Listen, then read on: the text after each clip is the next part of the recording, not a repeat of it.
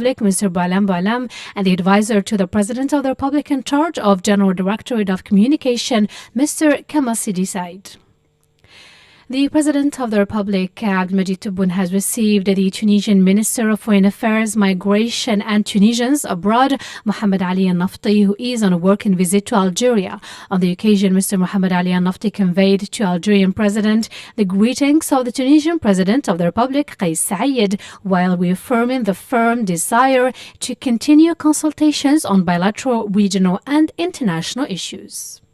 تشرفت اليوم بمقابلة فخامة الرئيس عبدالمجيد تبون. I was honored today to meet His Excellency President Abdelmadjid Tebboune, to whom I conveyed the greetings of his brother, His Excellency, the President of the Republic, Kais Saied.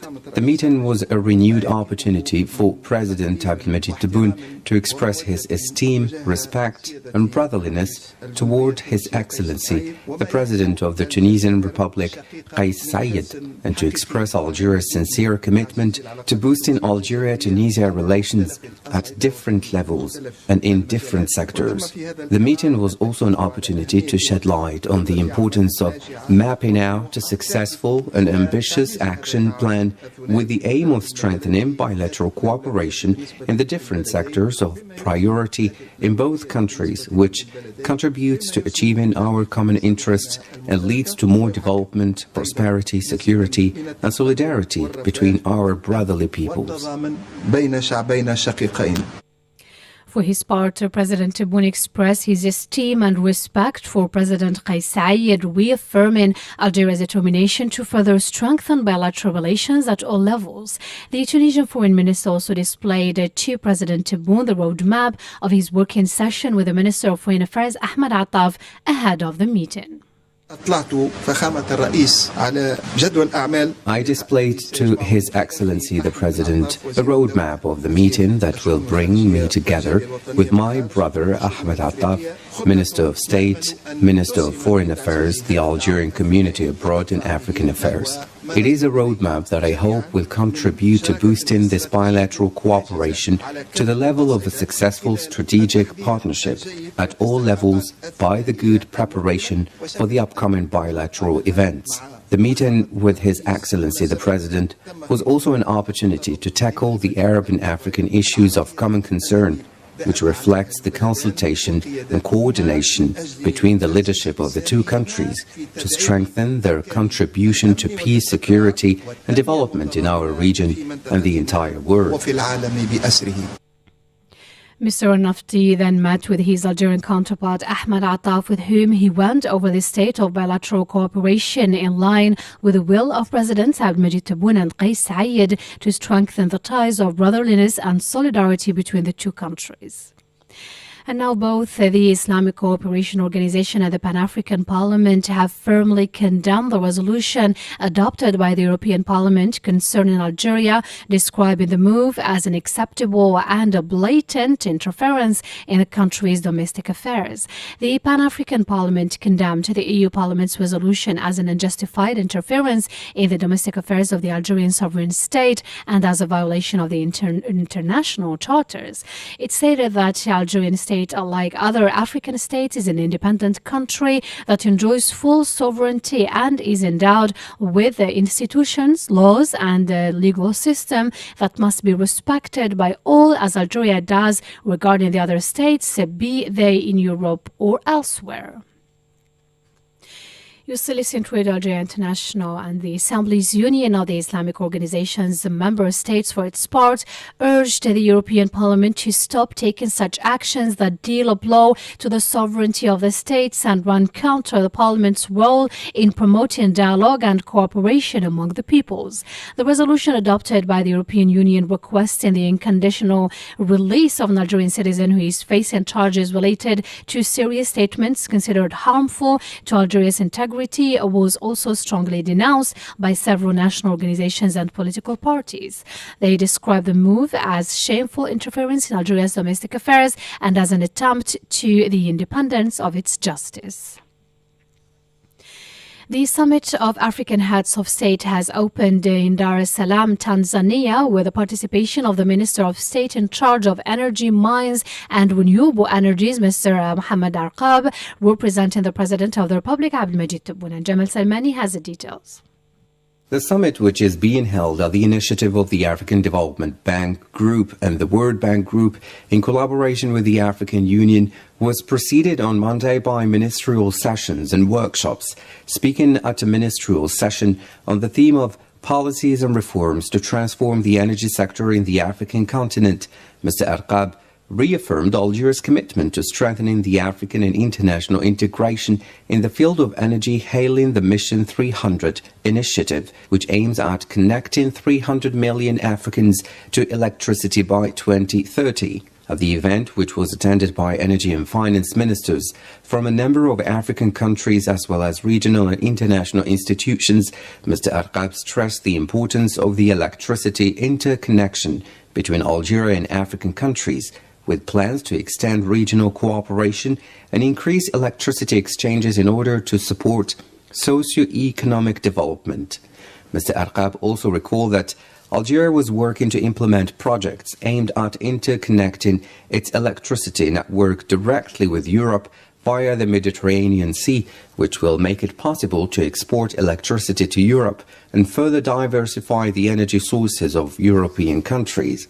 The minister evoked Algeria's role in the regional energy interconnection with neighboring countries, citing as an example the electricity interconnection with Tunisia, which Algeria plans to extend to Libya with a view to strengthening regional cooperation. He recalled that Algeria is a pioneering country in the energy sector on the continent and the world, highlighting the major achievements made in this field, particularly at national level, through the completion of several energy projects such as new power plants and the creation of high-voltage electricity transmission lines.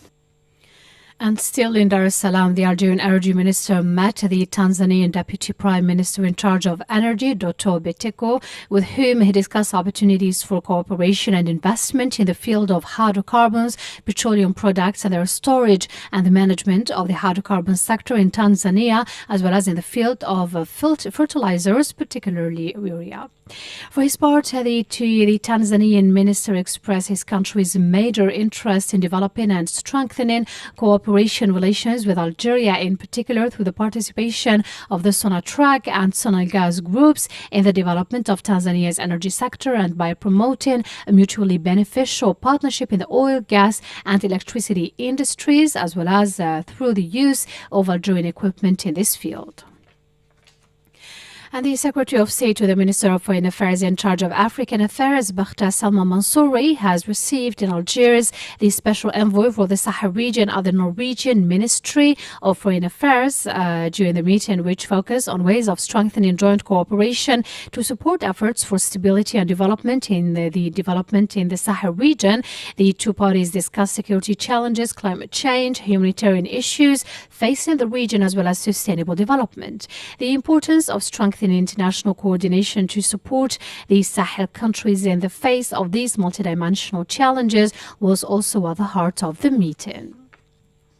And Interior Minister Ibrahim Murad is representing Algeria at the Arab-Italian Business Forum, which has kicked off in the Italian capital, Rome.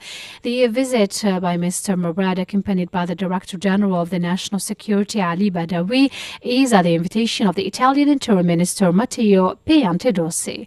The forum, which was today inaugurated by the Secretary General of the League of Arab States, Ahmed Abulghait, provides access to high-level representatives of the Italian and Arab institutional, financial and business committees to promote the strong economic and historical ties that already exist between Italy and the Arab world. The forum will discuss critical topics such as the impact plan on Arab countries, with a focus on its structure and investment opportunities. You still listen to Radio Aljazeera International and to the Middle East now. The UN Security Council is holding a briefing today at Algeria's request on the serious situation facing UNRWA on account of the ban that the Israeli occupying authorities intend to impose on its activities in the occupied Palestinian territories. The meeting, the second of the like to take place this month, is devoted to the examining of the repercussions of the Israeli measure due to come into effect soon in light of reports to be made by the head of the UN agency and by the Secretary General of the Norwegian Refugees Council. Evoking the Israeli ban, the representative of UNRWA in Gaza, Adnan Abu Hasna, has the following. The latest is that Israel has sent a letter to the UN Secretary General stating that by the end of this month, as from January 31st, UNRWA's activities will be banned totally, but so far we received no notification on the issue, but instead they prevent the international workers from acquiring visas to enter occupied Jerusalem, Gaza and the West Bank. They even refused to allow the General Commissioner Filipe Lazzarini to enter Gaza and the West Bank, and even the UN Secretary General, Mr. Guterres, was banned access. These developments are serious, and I think that Israel is effectively implementing the bills adopted by the Knesset on October 28th. The world has to react and stand against such major violations of the international law, as well as the UN resolutions and principles. Israel has ratified all charters and conventions related to the respect of UN organizations, and what is taking place is a major and unprecedented violation. Addressing the situation of UNRWA during a meeting of the UN Security Council held behind closed doors 10 days ago, its General Commissioner Filipe Lazzarini warned that the dismantling of the UN agency would irreversibly undermine the lives and future of Palestinians. He stressed that the Israeli move would alter the trust in the international community and would sabotage the ceasefire in Gaza. And at a Security Council meeting, Algeria's representative to the United Nations, Toufer Koutri, has called for an immediate and unconditional ceasefire to pave the way for a genuine political process in Sudan, stressing that a lasting solution to the conflict in Sudan requires an end to foreign interference. Finding a lasting solution to the conflict will not be within the reach of the international community if we don't put an end to foreign intervention in Sudan. For that reason, we once again appeal to condemn these interventions explicitly and in unequivocal terms. Darfur and Sudan, more broadly speaking, are witnessing unprecedented escalation in several regions with an increased risk of the conflict spilling over into neighboring countries. For that reason, we reiterate our appeal for an immediate unconditional ceasefire, which will make it possible to pave the way for a Sudanese political process, a process which will be genuine and targeted. We commend the measures recently taken by the government of Sudan, and we urge parties concerned to continue to facilitate the delivery of humanitarian aid and to ensure that that can continue over time. And at this meeting devoted to the situation in Sudan and South Sudan, the prosecutor of the International Criminal Court, ICC, Karim Khan, presented his 6-monthly briefing. Speaking to the media, permanent representative of Sierra Leone to the United Nations, Michael Imran Kanu, on behalf of the members of the Security Council that are state parties to the Rome Statute to the International Criminal Court on Sudan, has expressed concern about the situation prevailing in the country. We are deeply concerned by the ongoing violence and the dire humanitarian situation in Darfur and across the rest of Sudan, marked by widespread atrocities and reports of Rome Statute crimes being committed. These include killing, attacks on internally displaced persons, camps, sexual and gender-based violence, crimes against children, and large-scale displacement. Justice and accountability remain essential for sustainable peace and stability. And in this regard, we call on the parties to cease hostilities. There was a statement of permanent representative of Sierra Leone to the United Nations. Under-Secretary General for Peace Operations, Jean-Pierre Lacroix, has said that the civilian population in the Domestic Republic or the Democratic Republic of the Congo is massively affected by the conflict, and the risks of a broader humanitarian disaster are very high. During a press briefing at the United Nations headquarters, Jean-Pierre Lacroix spoke about the critical and serious situation in DRC.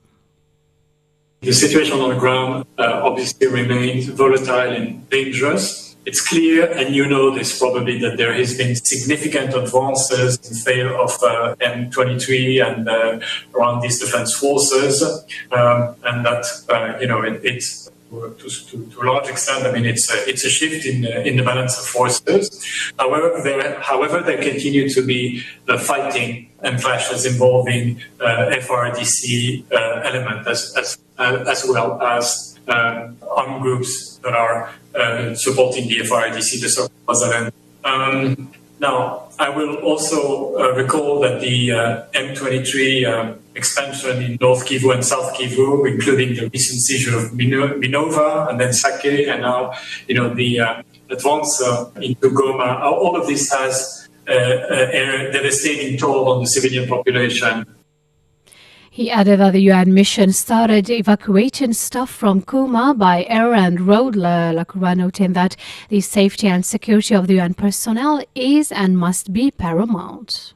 At this critical juncture, now the onus really is and has to be about bringing about an immediate cessation of hostilities. The fate of the millions of civilians living in Goma or having been displaced is really the priority, along with the safety and security of UN personnel. The mission has begun temporarily relocating its personnel and their dependents from Goma over the weekend by air and road. The process is ongoing, with relocations continuing as I speak. Obviously, the safety and security of our personnel is and must be paramount.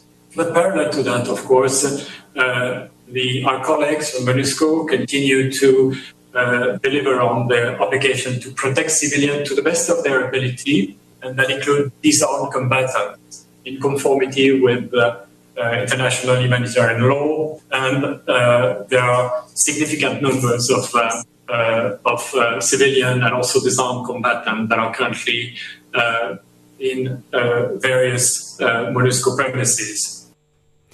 Lacroix then emphasized the importance of regional cooperation to resolve the crisis, stressing that the recent announcement of an upcoming meeting of the AU Peace and Security Council is very important.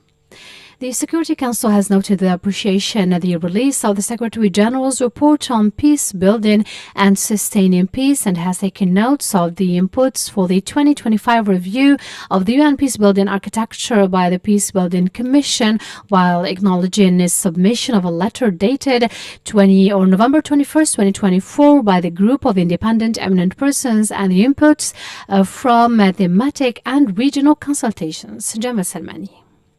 The Security Council notes that the upcoming review will be the fourth, marking the 20th anniversary of the peace-building architecture. The Council appreciates, in this respect, the important work undertaken since the inception of the architecture. The Security Council welcomes the progress made in the implementation of the resolutions on peace-building and sustaining peace, including through the relevant intergovernmental bodies of the UN and by the UN system, including through the reforms of the UN and in particular at the field level through the work of peacekeeping operations, special political missions and UN country teams, and the important work of the Peace-Building Fund. The UN Security Council encouraged member states and the United Nations system, in particular with relevant stakeholders, to continue to take action to implement resolutions on peace building and sustaining peace, and to advance efforts to bring greater coherence to peace building efforts in support of national peace building, and in particular in conflict-affected countries. The Security Council welcomed the holding of annual consultative meetings between the Peace and Security Council of the African Union and the PBC, and further stressed the importance of partnership and cooperation between the United Nations and the African Union.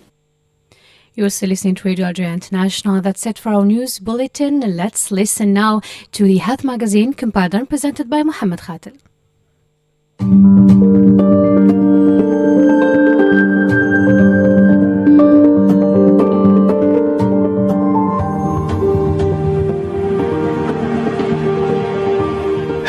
Welcome to this new edition of your weekly program, The Health Magazine. Salt is the most significant source of sodium in a person's diet.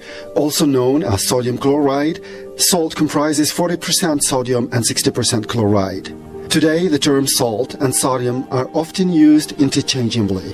Some salt varieties are fortified with iodine, iron, folic acid, or a combination of these. Sodium is essential for many vital body functions, including fluid balance, nerve health, nutrient absorption, and muscle function. Historically, salt has been used to preserve food. High salt concentrations help prevent bacterial growth that can cause food to spoil. However, health organizations have been on alert about the dangers of salt for a long time. There are claims that excess salt intake causes high blood pressure and heart disease. Yet, decades of research have observed conflicting results. Salt in the diet can come from processed foods, either because they are particularly high in salt, such as ready meals, processed meat like salami, cheese, salty snack foods, and instant noodles, among others, or because they are consumed frequently in large amounts, such as bread and processed cereal products. Salt is also added to food during cooking or at the table. However, some manufacturers are formulating recipes to reduce the salt content of their products, and consumers should read food labels and choose products low in sodium. WHO recommends that adults consume less than 5 grams, just under a teaspoon of salt per day. The same organization recommends that the maximum intake of salt for adults be adjusted downward for children aged 2 to 15 years based on their energy requirements relative to those of adults. This recommendation for children does not address the period of exclusive breastfeeding from 0 to 6 months, or the period of complementary feeding with continued breastfeeding from 6 to 24 months. All salt that is consumed should be iodized or fortified with iodine, which is essential for healthy brain development in the fetus and young child and optimizing people's mental function in general. Sodium is an essential nutrient necessary for maintenance of plasma volume, acid-base balance, transmission of nerve impulses, and normal cell function. Excess sodium is linked to adverse health outcomes, including increased blood pressure. The primary contributors to dietary sodium consumption depend on the cultural context and dietary habits of the population. Sodium is found naturally in a variety of foods, such as milk, meat, and shellfish. It is often found in high amounts in processed foods such as breads, processed meat and snack foods, as well as in condiments, example, soy sauce, fish sauce, and so on. Sodium is also contained in sodium glutamate, used as a food additive in many parts of the world. Potassium is an essential nutrient needed for maintenance of total body fluid volume, acid and electrolyte balance, and normal cell function. Potassium is commonly found in a variety of unrefined foods, especially fruits and vegetables. Increased potassium intake reduces systolic and diastolic blood pressure in adults. How to reduce salt in diets. Government policies and strategies should create environments that enable populations to consume adequate quantities of safe and nutritious foods that make up a healthy diet, including low salt. Improving dietary habits is a societal as well as an individual responsibility. It demands a population-based, multi-sectoral, and culturally relevant approach. Key broad strategies for salt reduction include government policies, including appropriate fiscal policies and regulation to ensure food manufacturers and retailers produce healthier foods or make healthy products available and affordable. Working with the private sector to improve the availability and accessibility of low-salt products. Consumer awareness and empowerment of populations through social, marketing, and mobilization to raise awareness of the need to reduce salt intake consumption. Creating an enabling environment for salt reduction through local policy interventions and the promotion of healthy food settings such as schools, workplaces, communities, and cities. Monitoring of population salt intake, sources of salt in the diet, and consumer knowledge, attitudes, and behaviors relating to salt to inform policy decisions. Salt reduction programs and programs that promote fortification with micronutrients of salt, condiments or seasoning, stock cubes, soy and fish sauce can complement each other. Salt consumption at home can be reduced by not adding salt during the preparation of food, not having a salt shaker on the table, limiting the consumption of salty snacks, choosing products with lower sodium content. Other local practical actions to reduce salt intake include integrating salt reduction into the training curriculum of food handlers, removing salt shakers and soy sauce from tables in restaurants, introducing product or chef labels making it clear that certain products are high in sodium, providing targeted dietary advice to people visiting health facilities, advocating for people to limit their intake of products high in salt, and advocating that they reduce the amount of salt used for cooking, and educating children and providing a supportive environment for children so that they start early with adopting low-salt diets.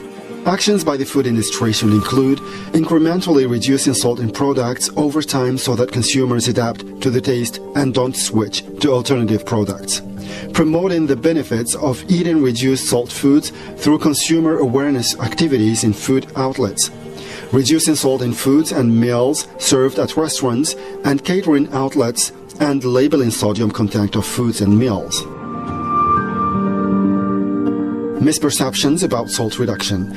On a hot and humid day when you sweat, you need more salt in the diet. There is little salt lost through sweat, so there is no need for extra salt, even on a hot and humid day, although it is important to drink a lot of water. Sea salt is not better than manufactured salt simply because it is natural.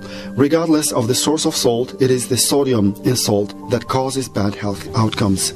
Salt added during cooking is not the main source of salt intake. In many countries, about 80% of salt in the diet comes from processed foods.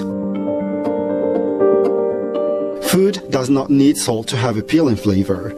It takes some time for a person's taste buds to adjust, but once they get used to less salt, one is more likely to enjoy food and notice a broader range of flavors. Foods high in salt taste salty. Some foods that are high in salt don't taste very salty because sometimes they are mixed with other things like sugars that mask the taste. It is important to read food labels to find out sodium levels. Only old people need to worry about how much salt they eat. Eating too much salt can raise blood pressure at any age. Reducing salt could be bad for my health. It is very difficult to eat too little salt since there are so many everyday foods containing it. In summary, some people may be affected by high salt intake.